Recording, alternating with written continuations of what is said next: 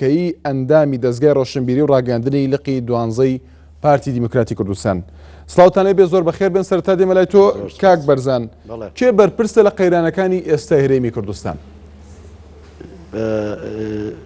پێشەکی ڕێز و حورمەتم بۆ پێشمەرگە قارەمانەکان و سەری ڕێز بۆ شەهیداندا دەنەوێنم.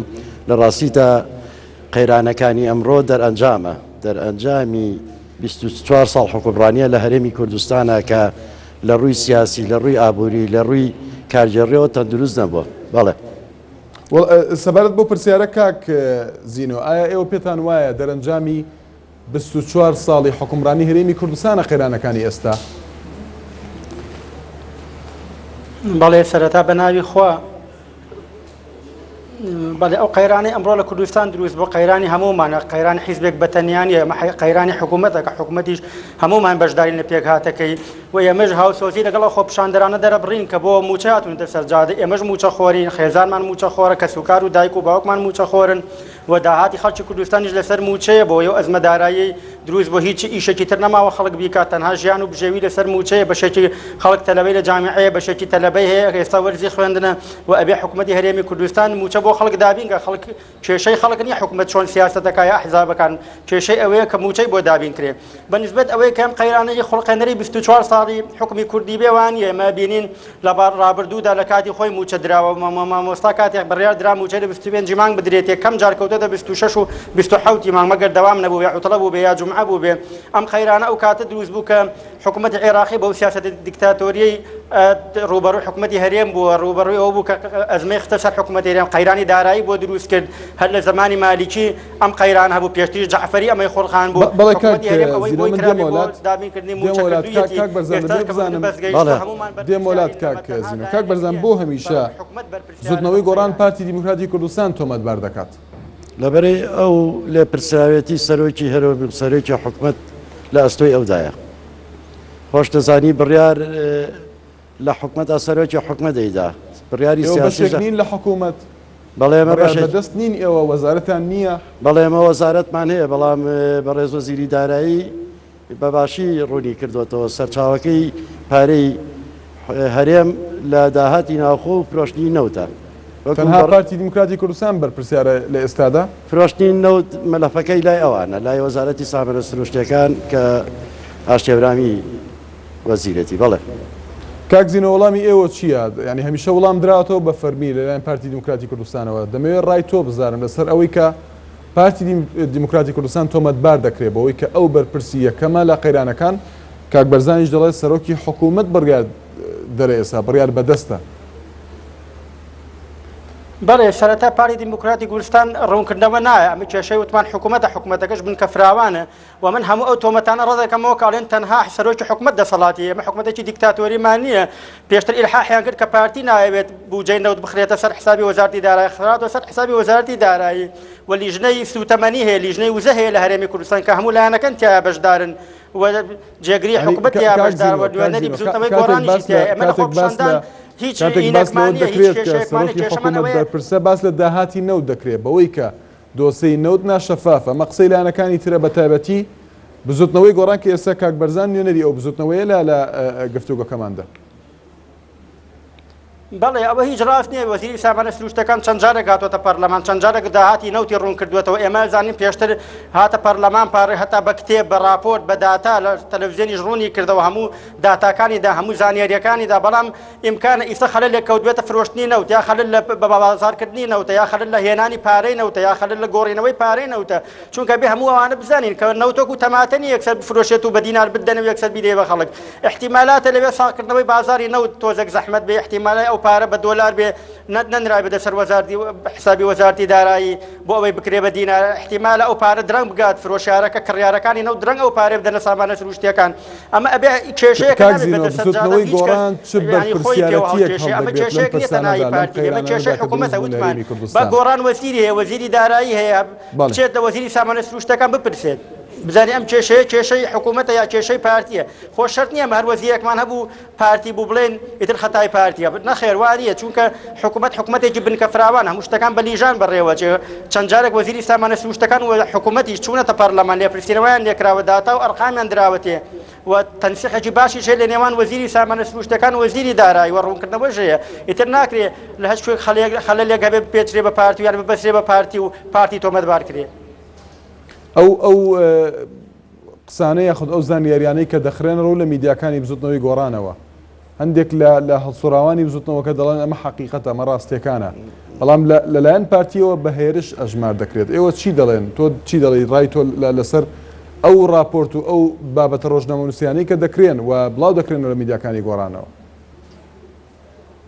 بەڵێ وەڵام من پێم وایە سەیری میدیای گۆڕانم کردو ئەم بەیانی و ئەم نیوەڕۆیەش و ناکرێت میدیا وابێ. ئەمە خەتەرێکمان لەسەر پێڵەن خەتەری داعش ئەوە تا ڕووسیا بە ئاسمانی ئێمە کە بەشێک لە ئاسمانی عێراق ئەوان دەڵێن ئەمە ڕاستیەکانە، ئەمە گەندەڵەکانە بە خۆیان عمل بکەین. ئێمە راپۆرتەکانمان بینی کە لە کەیەنیان بڵاو بووە هێرشەکە سەر شەخص ئارمی پارتی بەکارێنێ، شخصیاتی پارتی بەکارێنە، کەسایەتی پارتی وەکو دیکتاتۆرێک سەیرەکە، پێی وایە کێشەی بێموچەیی بەسراوە بە کێشەی هەرێمی کوردستانەوە کە ئەمە لە حەقیقەتا هیچ جوانیە، چونکە ئێمە زانین وتمان ئەم کێشەی حکوومەت ئەمەش حکوومەتی بنکەفراوان و هەموو وەزیرەکان دەسەڵاتیان هەیە.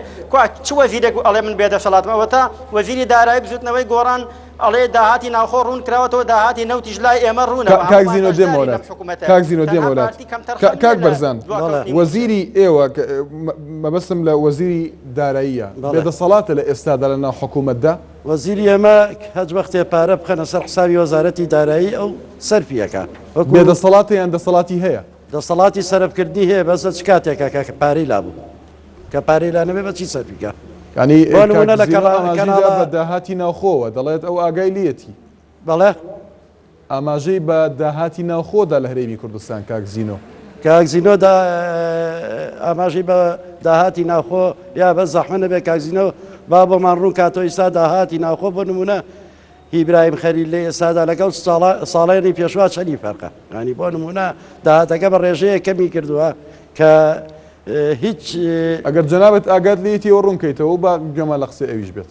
بەڵێ ئەگەر جەنابەت ئاگات لێتی من ئەوەی ئاگادار بم داهاتەکە بە ڕێژەیەکی زۆر دابەزیوانی لەو ئاستایانە من ناتوانم بە ژمارە بدەمێ بەس وەکو بە ئێمە ڕاگەێنرا لەو ئاستەدانیە کە هیچ کەلێنێکی ئابووری لە هەرێمە پڕکاتەوە، ینی لەو ئاستەدانیە بتوانی موچەی وەزارەتێکی زۆر ئەو وەزارەتێکی نەکی خزمەتگوزاری وەکو کارەبا تەندروستی یا کە ناوی دەنەی کەلێن کاک بەرزان کارکردنی ئێستا میدیای گۆڕان لەسەر ئەم کەلێنانە وەک ناوی دەنیت.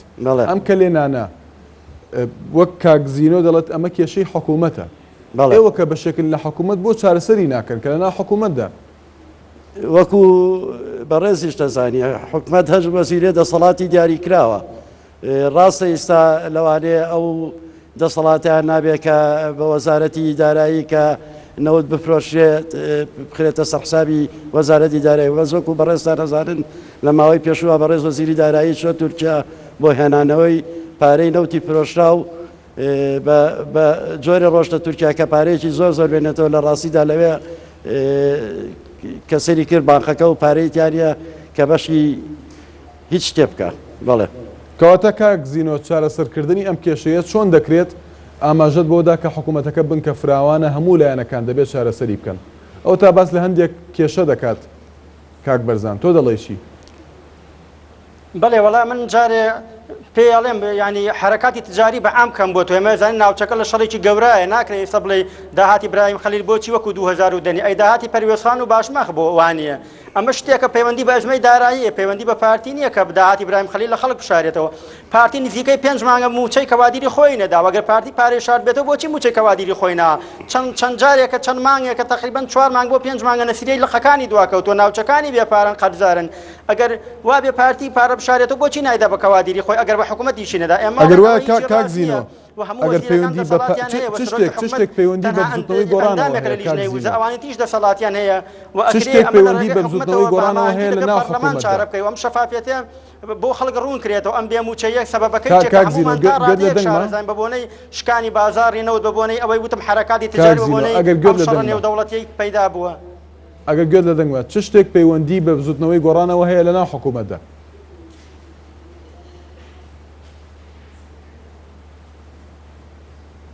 کاکزینۆ گوێت لەدەنگمە؟ بەڵێ چ شتێک پەیوەندی بە گۆڕانەوە هەیە لە ناو حکوومەتی هەرێمی کوردستاندا؟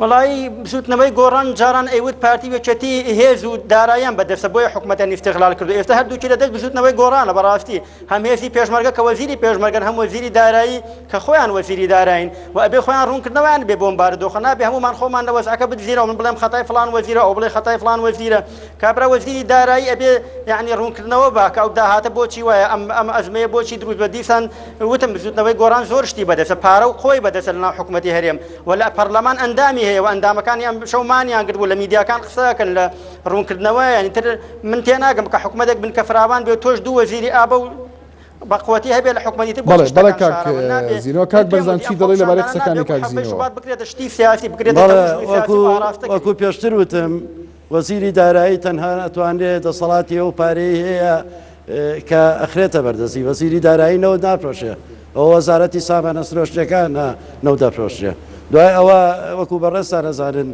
ئەوە نەک ئێمە وەکو گۆڕان هەموو لایەنەکانی کازانن پرۆشتی نەوت ناشەفافە شیرینەکانی نەوت دیار نییە چۆن سەرف کراوە چۆن هاتۆتە کوردستانەوە هەر دیسانەوە دووبا دەکەم بەڕێز وەزیری دارایی ئەمڕۆ لە کەناڵەکەی بەڕێستانەوە کە خۆتان پەخشتان کرد ئەڵێ لە ڕۆژی دووشەممەیە بڕێک پارەیەتە ناو بەردەستمان وێمە موچەی مامۆستایانی لێ دەدەین و چاوەڕێ دەکەین کە پڕێکی پارەی کەمان بنێ موچەی وەزارەتەکان ینی من نازام دەسەڵاتی وەزیری دارایی ئەوە نییە شت بفرۆشێت و داهاتەکانی دەستکەوێت بۆی داهاتەکان لە خاڵە گومرجەکانەوەکو خۆیان لەڵە کەمی کردووە بۆی حرەکەی بازرگانیەوە بەڵام لە ڕاستیدا ئێمە ئەوانە ژەر بە ناشەفاف و بە نادیار ئەزانین دوای ئەوە نەوت کە ئەفرۆشێ نابێ پارەکەی بێتە کوردستانەوە کوا پارەکەی ئەگەر هەبێت لە وەزارەتی داراییە سەرفەکرێ بەڵێ زۆر سپاس بۆ بەرزان شێخ محەممەد هەڵسوڕای بزوتنەوەی گۆڕان سلێمانی و لەگەڵماندا بووی ڕوا سپاس بۆ زینۆ کاکەیی ئەندامی دەستگای ڕۆشنبیری و ڕاگەاندنی لقی دوانزەی پارتی دیموکراتی کوردستان لە هەڵەبجەوە لەگەڵماندا بووی بەڕێزانە